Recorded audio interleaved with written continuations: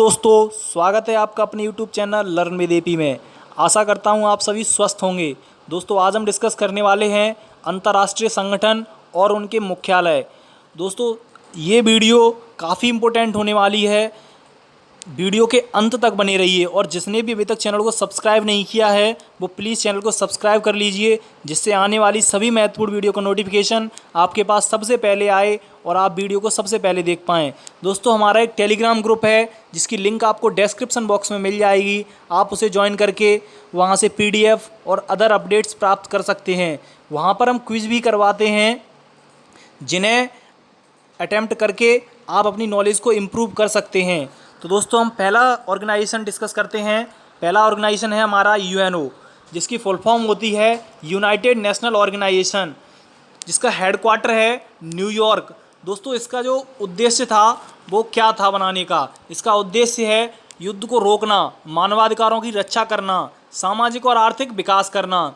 दोस्तों, 1939 से लेकर 1945 तक द्वितीय विश्व युद्ध हुआ था। इसके समाप्त होने के बाद अमेरिका में संयुक्त राष्ट्र के कार्यों में अंतर्राष्ट्रीय शांति व सुरक्षा बनाए रखने व सतत विकास को बढ़ावा देने के लिए इसकी स्थापना हुई थी। 2006 तक इसमें कुल 192 देश थे। 2011 में दक्षिणी सूडान को नया सदस्य इसमें स्थापित किया गया था। इसकी दो ऑफिशियल लैंग्वेज हैं वो अरबी, चीनी, अंग्रेजी, रूसी और स्पेनी है। इसकी जो कम्युनिकेटिव लैंग्वेज रहती हैं वो इंग्लिश और फ्रांसीसी रहती हैं। दोस्तों, इसके जो secretary general of the United nation हैं वो एंटोनियो गुटेरस हैं।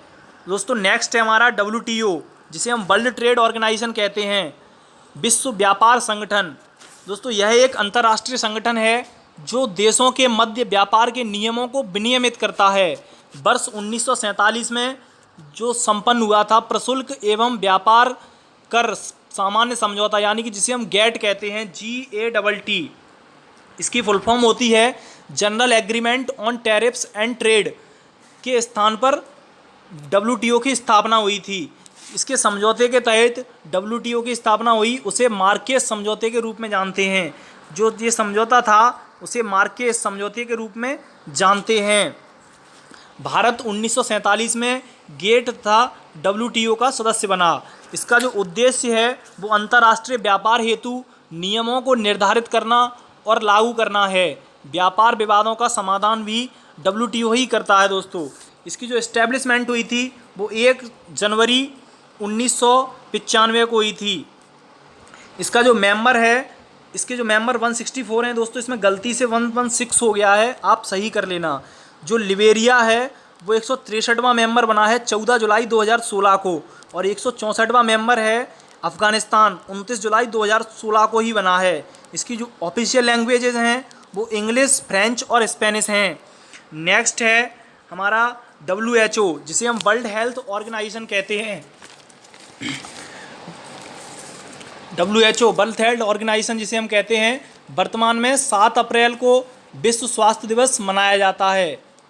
इसका जो उद्देश्य है वो अंतर्राष्ट्रीय स्वास्थ्य संबंधी कार्यों पर निर्देशन एवं समन्वय प्राधिकरण के रूप में कार्य करना है।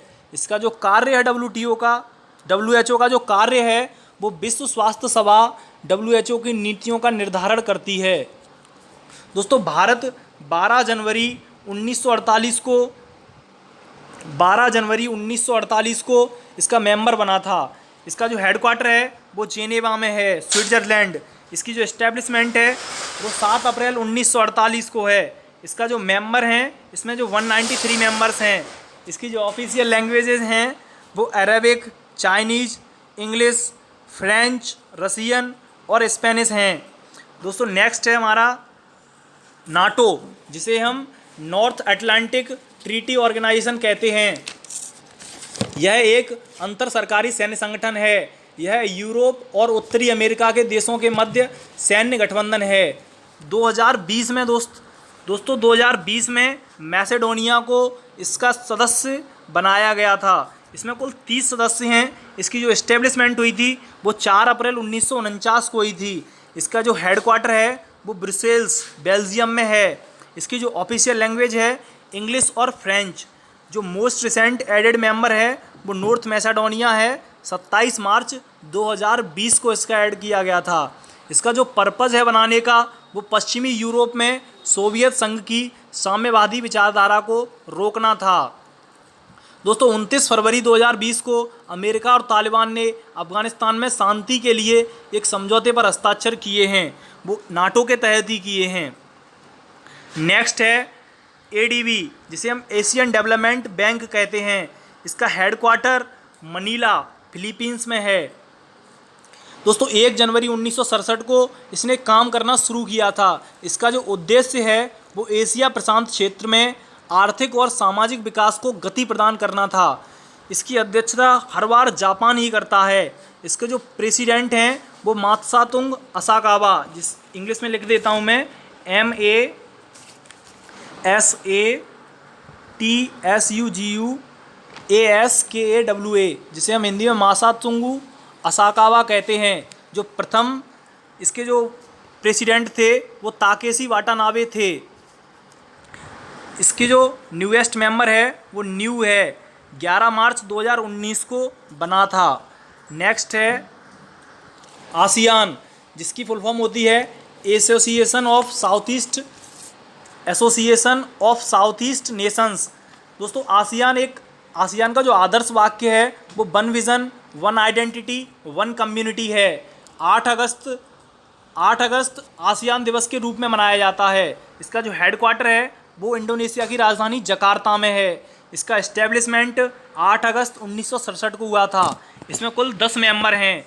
इसकी ऑफिशियल लैंग्वेजेस इंग्लिश है, वर्किंग लैंग्वेज इंग्लिश है। इसके जो दोस्तों 2020-21 की अध्यक्षता ब्रुनेई करेगा एशियान सम्मेलन की। इसका जो उद्देश्य है वो दक्षिण पूर्व एशियाई देशों को समृद्ध और शांतिपूर्ण समुदाय के लिए आर्थिक विकास, सामाजिक प्रगति तथा सांस्कृतिक विकास में तेजी लाना है।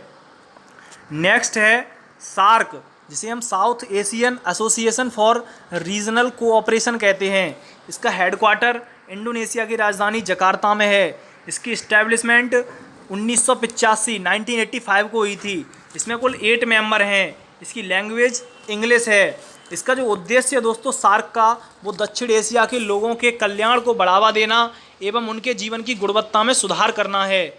इसके जो सेक्रेटरी जनरल हैं वो इसाला वीराकून, WEERAKWON वीराकून हैं। नेक्स्ट है यूनेस्को, जिसे हम United Nations educational, scientific and cultural organization कहते हैं।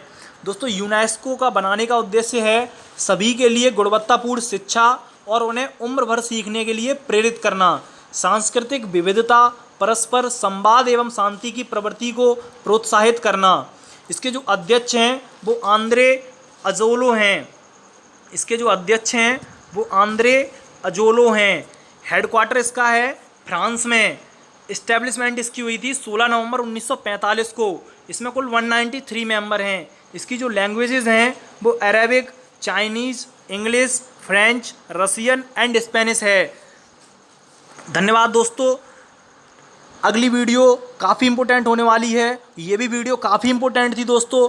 जिसने अंत तक देखी है वो सारे क्वेश्चन अटेम्प्ट करके आएगा। आप एग्ज़ाम में देखना। धन्यवाद साथियों।